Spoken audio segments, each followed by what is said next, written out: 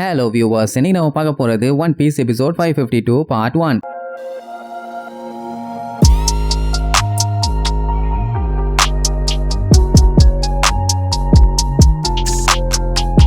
Open பண்ணா இவங்க 3 பேருமே ஒரு வழியா பிளாசாவை நெருங்கிட்டாங்க. ஷிரஹோஷி எப்படியாச்சும் அவங்க அப்பாவை காப்பாத்தணும்னு பீலிங்கோட வருவா. அந்த டைம் அம்மாடி ஆத்தாடி நான் இங்கதான் இருக்கேன், உங்க அப்ப நான் உங்க கண்ணுக்கு தெரியறனான்னு ஒரு சவுண்டு. என்னடான்னு பார்த்தா தூரத்துல கிங்கு. அவரை பார்த்தோன்னே ஷிரஹோஷிக்கு சந்தோஷம் தாங்க முடியல. டேடி இந்த வந்துட்டேன் கேடின்னு சொல்லி அடிச்சு புடிச்சு அழுதுகிட்டே போவா. ஜிம்பை பார்த்துட்டு எது டாடியா பறக்க விட்டானுங்களா, என்ன நடக்குதுங்கன்னு இன்னும் கொஞ்சம் கண்ணா கசக்கிட்டு பார்த்தா அது அவங்க டேடியே இல்ல balloon. Oh my god it's a trap, வண்டியை நிப்பாட்றான் மேகலோன்னு சொல்லி கத்திட்டு இருக்கும் போதே அப்படியே தாடின்னு சொல்லி பாஞ்சு போய் மேல விழுவா. பலூனுக்குள்ள இருந்து ஒரு பெரிய நெட்டு வந்து அலையாக்கா இவங்க 3 பேர்த்தையுமே தொக்கா புடிச்சிரும். அவளாதான் மாட்டிட்டாங்க. உடனே வந்த வில்லப்பலோட ஆளுகள்லாம் பிரின்சஸுக்கு எந்த ஒரு அடியும் படக்கூடாதுன்னா சைலண்டா அமைதியா இருக்கணும், ஏதாச்சும் தேவையில்லாத எக்ஸ்ட்ரா கரிக்குலர் ஆக்டிவிட்டிஸ் எல்லாம் பண்ணீங்கன்னா வெட்டிடுவோம்னு சொல்லி அலையாக 3 பேர்த்துக்குமே சங்கிலியை போட்டு விட்டுருவாங்க. அவளாதான் மாட்டியாச்சா, இவங்கள பிளாசாக்கு தூக்கிட்டு வாங்கறான்னு இழுத்துட்டு போவாங்க. அவனும் பிளாசாக்கு தான்டா வந்தான், கொஞ்சம் விட்டுருந்தா அவனே வந்திருப்பானே, அது எதுக்கு புடிச்சு கெட்டியா அமுக்கி அதுக்கப்புறம் கஷ்டப்பட்டு இழுத்துட்டு போகணும். முட்டா பயிலுக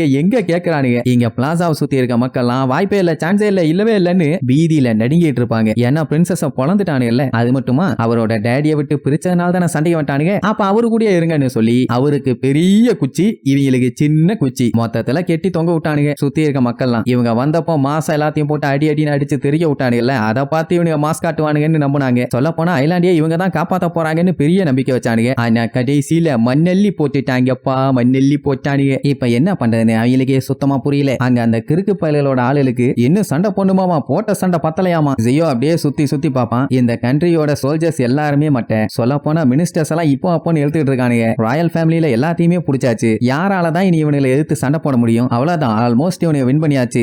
இனி நம்ம பயலுக களத்துல இறங்கினாதான் என்ன ஆகும்னு தெரியும். பொக்கபோஷியா அவனோட தம்பிகளும் அவங்க அப்பா கிட்ட மன்னிப்பு கேட்பானுங்க. சண்டையில தோத்துட்டானுங்களா அதுக்காக. ஆனா அவங்க டேடி அதெல்லாம் தப்பே இல்லாம பாரு. ஏன்னா இவனுங்க சண்டை போட்டவனுங்க நேர்மையா சண்டை போட்டிருந்தா பரவாயில்ல. எல்லாருமே ஸ்டெராய்டை யூஸ் பண்ணி ஃபேக்கான பவர் வச்சு தானே ஜெயிச்சானுங்க. அதையெல்லாம் எவன் நோட் பண்ணா?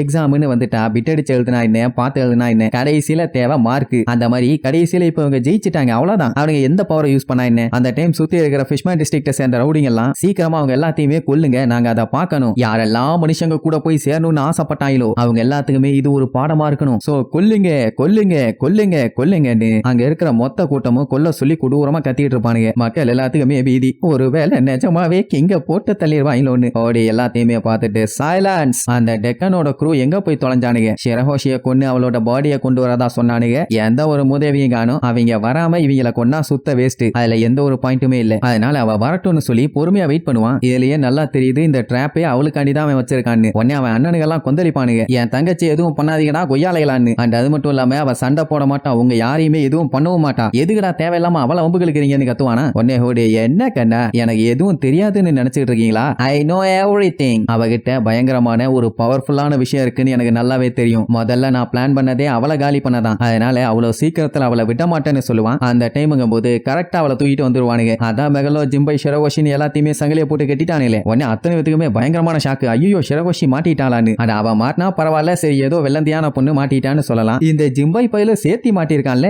ஏண்டா ஏன்னு இவங்க ஒரு சைடு கதற அவ ஒரு சைடு கதற. ஓடிக்கு செம happy. What a lucky am I. யார் யாரெல்லாம் எனக்கு பஞ்சாயத்தா இருப்பாங்களோன்னு நினைச்சனோ அவங்க எல்லாருமே இப்ப தொக்கா வந்து மாட்டிட்டாங்க. இது சூப்பர்லன்னு சொல்லி பயங்கரமா என்ஜாய் பண்ணுவான். ஏன்னா ஜிம்பையுமே அவனுக்கு ஒரு ஆபத்து தான், அவனுமே மாட்டிட்டான்ல. அதான் ஷிரஹோஷி ரொம்ப ஃபீல் பண்ணுவான், நான் தான் டிராப்ல போய் விழுந்துட்டேன், நீ மன்னிச்சிருங்கன்னு. ஏன்னா அவன் எவ்வளவோ சொல்லுவான், வேண்டாம் போகாதே போகாதேன்னு. அட போடா போண்டா கோலின்னு சொல்லிட்டு போனால. பட் ஜிம்பை அட விடுங்க மேடம் இதெல்லாம் தப்பு இல்லம்பா. டேய் டேய் இங்க ஒருத்த உட்கார்ந்துட்டு இருக்கேன், என்ன அங்க போயிட்டு இருக்குது? வைல்டு மேன் இப்படி சைல்டு மேனா வந்து மாட்டிட்டானேன்னு ஜிம்பைய கிண்டல் பண்ணுவான். ஜிம்பை பார்த்துட்டு ஆமா உனக்கு என்னாச்சு, ஏம்ல அப்படி மாறிட்ட, தலையில ஏதாவது கல்லு விழுந்து பைத்தியம் ஆயிட்டியா அப்படின்னு பச்சை பச்சையா கேட்டுட்டு இருப்பான். இங்க சுத்தி இருக்க மக்கள் எல்லாத்துக்குமே அடிவேறு பயங்கரமா கலக்க ஆரம்பிச்சிடும். ஏன்னா ஜிம்பை எவ்வளவு பெரிய ஆளுன்னு அவங்களுக்கு நல்லா தெரியும். சொல்ல போனா அவன் ஒரு வார்லாடா இருந்தவன். அப்படி இருக்கும்போது அவரையே புடிச்சிட்டாங்கன்னா இனி யாரு வந்து இவங்களை காப்பாத்துவா? அது மட்டும் இல்லாம ஷிரஹோஷிய லூஃபி தானே கிட்னாப் பண்ணிட்டான்னு நினைச்சாங்க.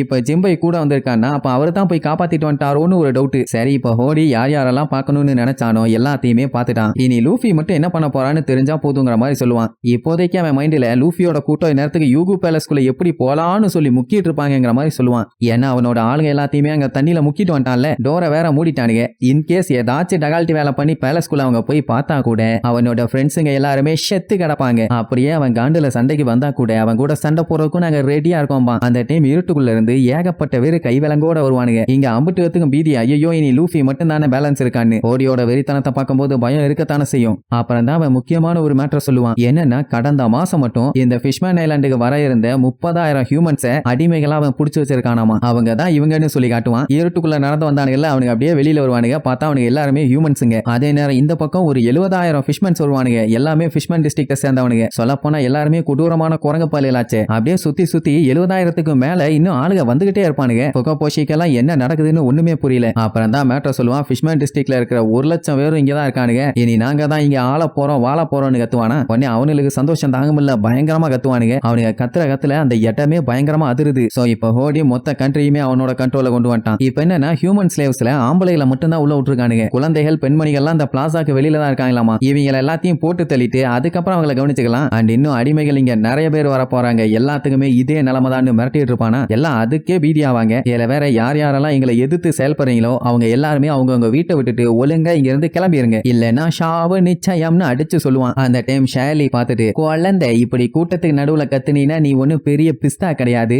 சொல்ல போனா நீ எல்லாம் கேம்லயே கிடையாதும்பா. ஹோடி பார்த்துட்டு, என்னமா கண்ணு உன்னைய பார்த்து ரொம்ப நாள் ஆச்சு, இப்ப இங்க என்ன பண்ணிட்டு இருக்க, நோக்கி என்ன வேணும்னு கேட்பான். நான் இங்க வந்ததே ஒரே ஒரு மேட்டர் உங்ககிட்ட சொல்லிட்டு போகதான்டா ராஜா. நீ இப்ப சந்தோஷத்தோட உச்சியில இருக்கேன்னு நீக்கு நல்லாவே புரியுது. ஆனா எனக்கு வந்த ப்ரீவிஷன் படி இந்த ஃபிஷ்மேன் ஐலாண்டையே அழிக்க போறதுன்னு சொல்லி எடுக்கும் போதே நான் தானே, நீக்கு நல்லாவே தெரியும்பா. இந்த ஐலாண்டையே மொத்தமா சூர சம்ஹாரம் பண்ண போறது one and only the straw hat லூஃபின்னு சொல்லுவா. என்ன லூஃபியான ஷாக் ஆயிருவான். ஆக்சுவலா அவளுக்கு அவன் என்ன பண்ண போறான்னு சுத்தமா தெரியல. ஆனா அவ பார்த்த வரைக்கும் சொல்ல வர விஷயம் ஒன்னே ஒண்ணுதான். இந்த ஃபிஷ்மேன் ஐலாண்டோட தலையெழுத்த மாத்த போறது நீ இல்ல ஹோடி, லூஃபி தாங்கிற மாதிரி சொல்லுவாளா. அங்க இருக்கிற ஐலாண்டர்ஸ் எல்லாத்துக்குமே நல்லா தெரியும் இது வரைக்கும் அவ சொன்னது எல்லாமே பக்காவா நடந்திருக்குது, எந்த ஒரு தப்புமே நடந்தது இல்ல. அப்படின்னா ஹோடி இந்த இடத்த அழிக்க போறது இல்லையாங்கிற மாதிரி சொல்லிட்டு இருப்பாங்களா. உடனே அவன் கேஷுவலா எந்திரிச்சு கையில இருந்து ஒரு சொட்டு தண்ணியை வச்சு ஒரே அடி ஷைலி அப்படியே அடிச்சு தெரிச்சிருவா. ஐயோ ஷைலி ஷைலின்னு எல்லாம் கதறுவாங்க. ஷானி மண்டை கடுப்பேத்திட்டு இருக்கான்னு சொல்லி அவன் கொடூரமா கூறதோட இந்த எபிசோடுக்கு எண்டு காடு போட்டு முடிக்கிறாங்க.